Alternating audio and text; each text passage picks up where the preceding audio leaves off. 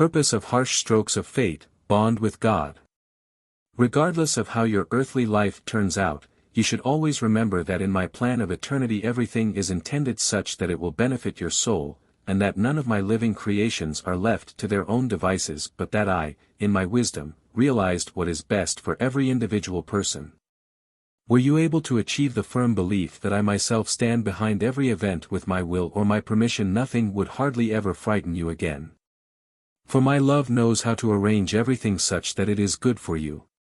Although you will not always be able to recognize my love, it nevertheless steadfastly belongs to you and will never let go of you either.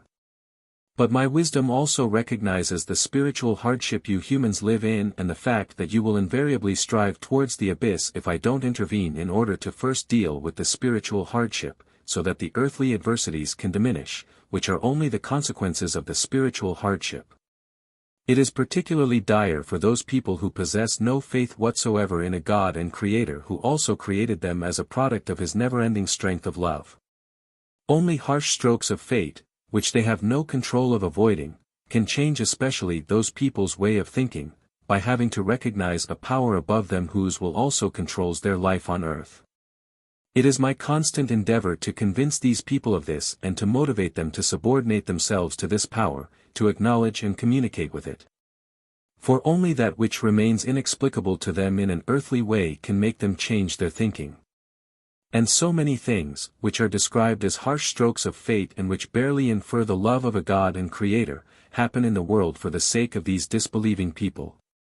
And yet, it is love, they are means which still promise success, even if only a few will find their way to me, to faith in a God to whom they must surrender and who only expects your acknowledgement in order to then exert further influence on the human being's inner life, who causes them to subsequently live their life on earth according to His will and to attain the final goal, the bond with me, their God and Creator of eternity. Only when a person has found faith in me as a being full of love, wisdom and might, will he look for this bond with me, which then will grant him bright enlightenment about his task on earth. And only when he tries to comply with my will and pays attention to my divine commandments of love will this light begin to shine in him and reveal great knowledge to him, then he will live his life consciously in order to reach his goal.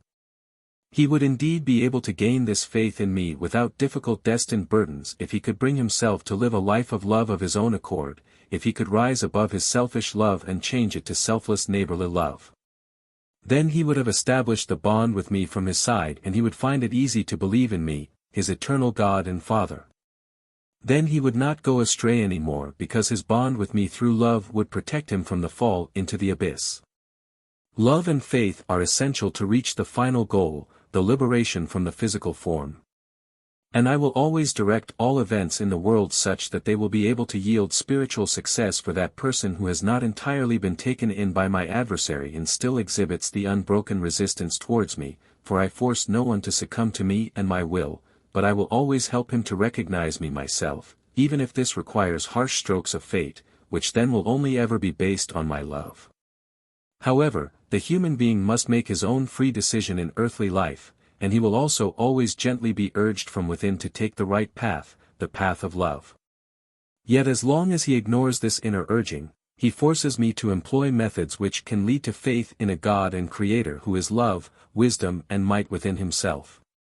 Then he will be saved for time and eternity, for a belief in me also signifies acknowledgement of me myself, whom he once refused to acknowledge and thereby became enslaved by my adversary, the Prince of Darkness, who will indeed control him until he acknowledges me, then he will be able to resist my adversary, to detach himself from him and to return and remain with me for all eternity. Amen.